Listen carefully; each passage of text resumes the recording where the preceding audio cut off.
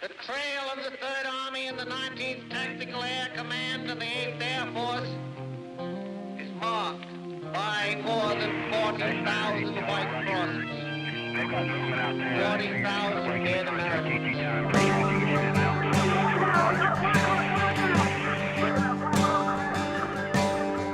We were young and soldiers called to dedicate our lives in the name of God and country. Do what's just, boys. Go do what's right. A hot band of brothers waiting on our chance to add one more page unto the victory dance. Here am I, Lord, send me, send me. Victory lies in the spirit of the lives of the men who died for me.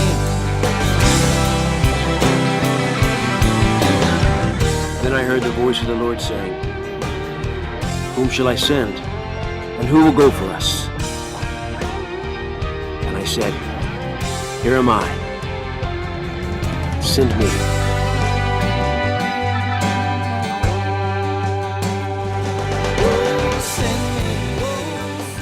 This is Michael Broderick, Marine Corps veteran, actor, and Gallant Few board member. You are listening to the New American Veteran. Now here's Karl Monger.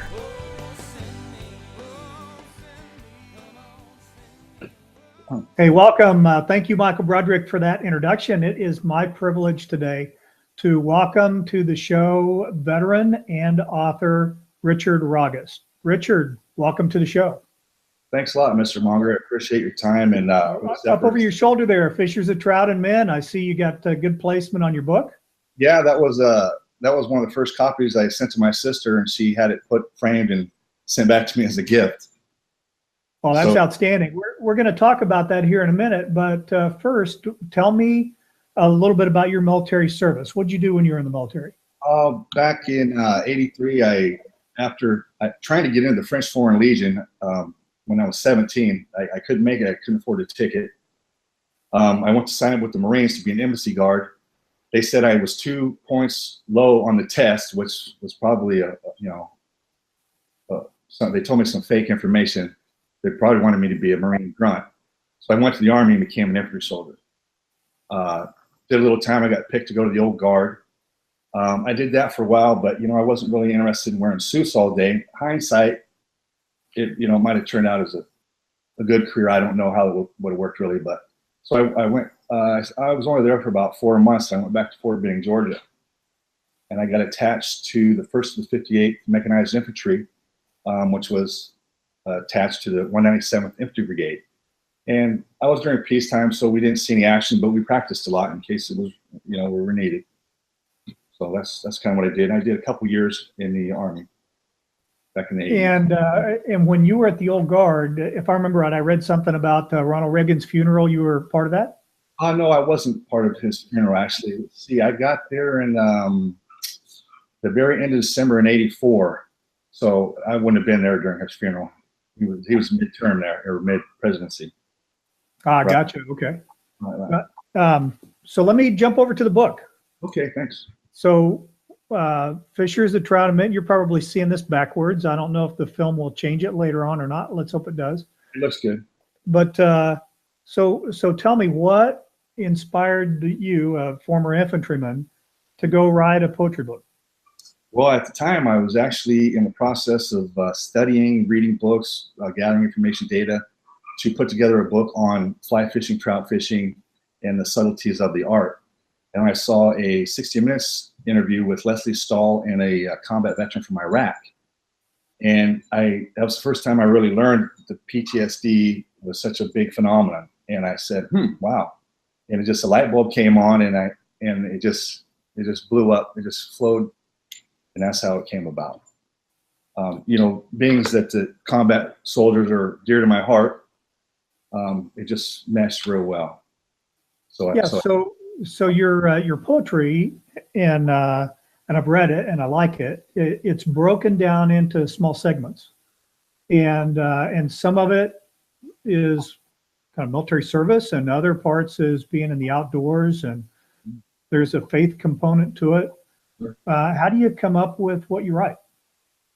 Well, my life experiences actually have led to what we have here, and I spent quite a few years studying the art of poetry, and I was in a unique situation where I was able to assess the needs of the country and my military brothers and sisters in particular, and I came up with the idea of putting something together that could maybe one day be considered a national treasure and would be recognized as a tool to help our veterans at least get on a road to higher thinking processes and just expand their minds, basically, to take them to the next level. Do you have, I should have asked you this ahead of time, do you have a favorite poem or an excerpt that you think really summarizes or encapsulates what the book's about? Well, there's so many good ones in there. I was just trying to bring a poem up to a veteran I was doing some co-writing with recently, and I couldn't find the one in particular I was wanting to reference. I found so many that were on point. I just gave him one that was on point, and I don't have total recall of all the little 500 plus little poems. You know, it's hard to remember where they're all at. So any one in particular. I have trouble remembering what I have for breakfast, and usually I have the same thing. Yeah. So here's one that I had stuck a bookmark in. All right. And it's on page 23. It's called Sport and Adventure. Having yielded my post to the next soldier on duty, I can't seem to shake it off, thirsting for sport and adventure. That's a good one. Yep. Yeah, talk to me about that. What are you writing in there? It's just a reference basically to yielding a post, whatever post, whether it's a civilian post, a military post, a spiritual post, a family post. It's just an interesting thing. This thirst for sport and adventure, and it's kind of like a higher calling, and a lot of people have it, and I think the military brings it out in people, because I don't think people understand that the discipline initiated in a person's mind from the military gives them an advantage in things that are hard to understand and grasp, because they don't give up and they don't quit, and they just drive on, you know, and that's, even though I only spent a few short years in the military, I learned a lot, and it really helped me out in my life.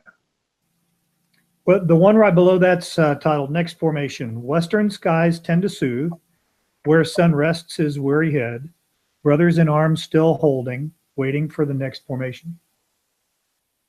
That one right there is it's kind of like a subtle reference to not understanding life and death, and understanding how possibly brothers in arms, how some come back and some don't. It's just a way to honor our service and the camaraderie and the lifelong brotherhood that we have going here, and sisterhood, actually. Right. Yeah. So what kind of feedback have you gotten? You talk about your goal is for this to be a national treasure. What kind of feedback are you getting from people that get the book? So far, it's been outstanding, sir. Civilians have commented and given it really high marks.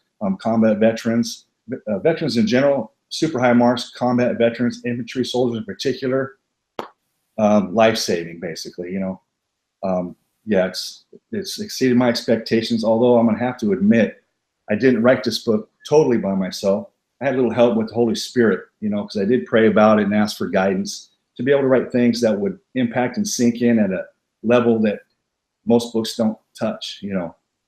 So I have to give a little credit, you know, to higher power, personally. Okay, so I want to come back to that here in just a moment, but first we're going to take a quick break because I have a couple of important announcements that I want everyone to hear. All right, sir, thank you. Hey, this is Karl. Let me take a quick moment to tell you about my new book, Common Sense Transition. It just released on Amazon.com.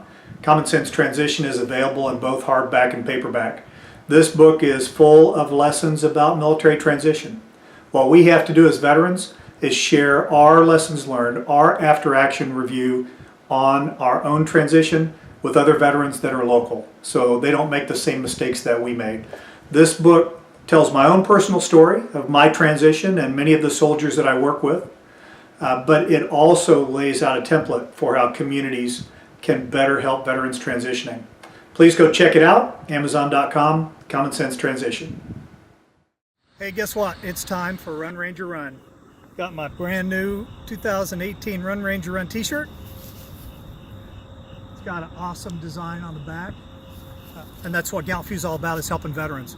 Run Ranger Run is not about running. Run Ranger Run is about participating with 9 other people in an event that spreads the awareness of what Gallant Few is all about, how we help veterans, and raising some money for us so that we can help even more veterans. We need you, we need everyone to join a team. Go to runrangerrun.com, register. You get your t-shirt, you get some stickers, you get some cool stuff with registration. And from now until the end of February is actually when the event happens. But from now until then, we're spreading the word, we're building teams, and we're getting everybody ready to go. So runrangerrun.com, come check it out.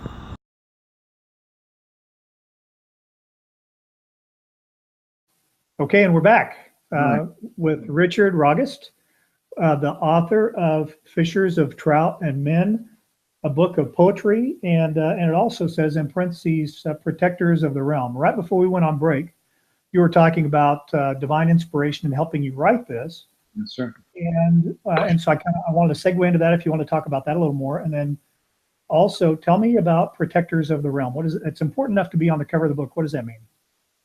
Protectors of the Realm. It's a loose reference to the kingdom of heaven, actually. The realm being the kingdom of heaven. And I just wanted to tie in the combat military service to higher purposes in life, where a lot of people don't really understand that there's more to life than what meets the eye. And there's beauty and miracles everywhere. I mean, just the fact that I'm talking to a very fine infantry soldier, officer, may I add. Usually people spit after they say that. Yeah. Well, I met some really good officers in the military while I was there, and some not so good. But when I was stationed at Fort Myers, I think there was 28 generals on the base. Everywhere you went, there was a general. But Protectors of the Realm, it's just a reference to try to bring people up into where I think, where I live, where my heart is, and getting people out of the mundane reality of everyday normal reality as it appears to most people. So talk to me about the inspiration for the book. You said you didn't write it all yourself. Well, any poems that are super good were more divinely inspired than others, and the ones that are average to mediocre were probably all me. Yeah, I've had a long relationship with Christianity. Not really full-blown churchgoer my whole life, but I've been on the team as a young man, and I was fortunate enough to see the divine workings in everyday reality at a young age. And I had some supernatural events occur in my life that sunk the final nail in the coffin, which made it all so real and verifiable and eliminated all doubts. So here I am, and I've been privileged and honored and blessed to be able to write something that is being received so well and helping so many people out. And it's super awesome. And I'm hoping to parlay this book into an infantry organization, a national infantry organization, and perhaps international after that. I'm working with the Brotherhood of the Cross Rifles right now. We're attempting to get 501 nonprofit status, a website, and we're just in the early stages, but I think it's going to go places, and this book's going to help finance it, I think. Oh, very interesting. So tell me, what is Brotherhood of the Crossed Rifles as a nonprofit? What is the purpose and goal of that organization? I think that the main purpose and goal is just going to be, of course, suicide prevention.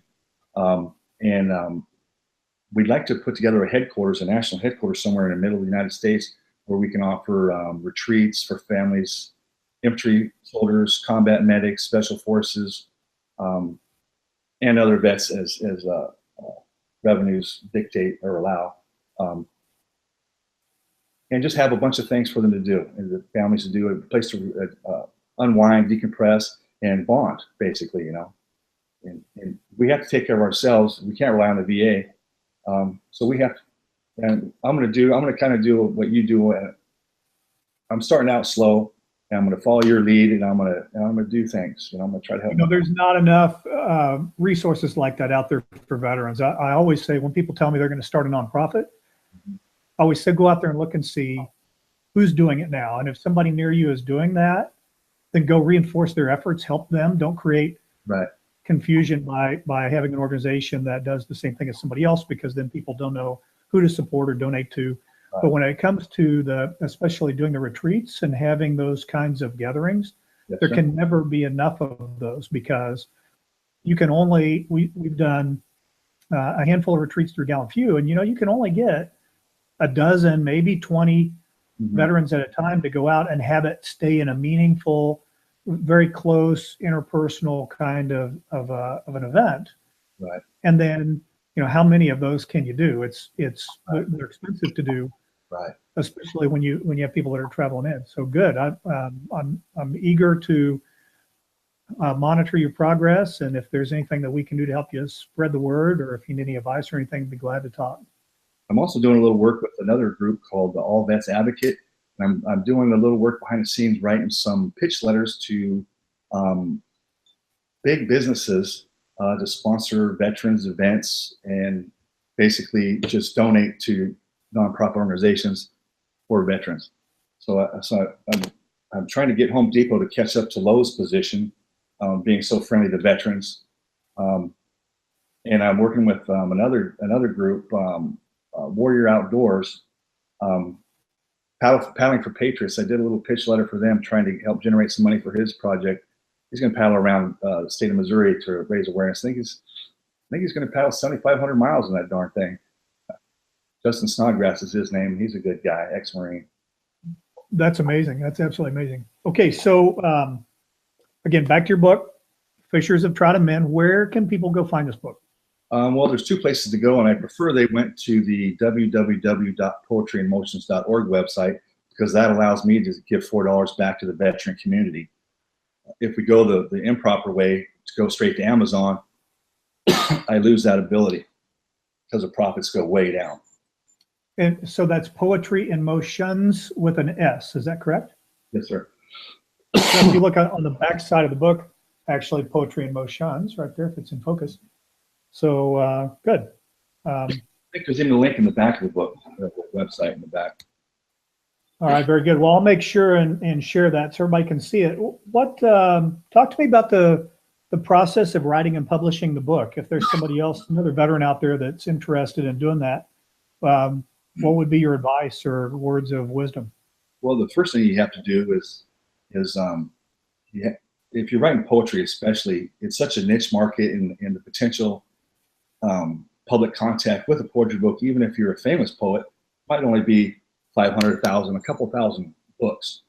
But to really tap into a market and do some good, you have to really study the market. You have to study what is needed in the fabric of the American culture. And once you figure out what you need, or an angle that you're going to attack, it helps to know a lot about it. So if you're going to write about military, of course you want to be a veteran. If you're going to write about poetry, you want to know a lot about poetry. Me, I know a little bit about poetry and a little bit about military, a lot about spirituality. I can inspire anybody to do anything. I can motivate anybody to do anything. I'm a fairly good fisherman. I put all that together with the help of the Holy Spirit. We got lucky. Well, with the help of the Holy Spirit, I don't know if you can say you got lucky. Well, that's true. It was a cinch for him. Yeah, exactly. I'd like to mention some. I was wondering, did you come up with this quote on your website? It says, "The person can wield no greater power than that over their own soul." Yeah, I came up with that myself. Yeah, I love it. I wrote it down on my little notes right here. Super good. Well, and that kind of goes along with it as we close out the interview here. There's one more that I wanted to read. This one's called Test of Time. It's on page 214. In rushing gorges where water cuts deeply, Mother Earth complains, but no one listens. Like me, invisible forces assail my senses. Just like her, I'll stand the test of time. That's probably one of my favorite ones that I've read. Wow. It means a lot. It means a lot when I'm getting kudos from a lot of guys that know a lot of things and been to a lot of places and done a lot of things. So I appreciate it. Well, Richard, thank you for being on the New American Veteran. I hope this helps you get more visibility for your poetry and for your writing. Thank you, and good luck with Brotherhood of the Crossed Rifles. And tell me the name of the other one. All Vets Advocate. All Vets Advocate. Yes, sir. Yeah, very good. Thank you. Well, best of luck to you. Thank you, sir. I hope to talk to you again. Richard, you can count on it. Thank you. Good day.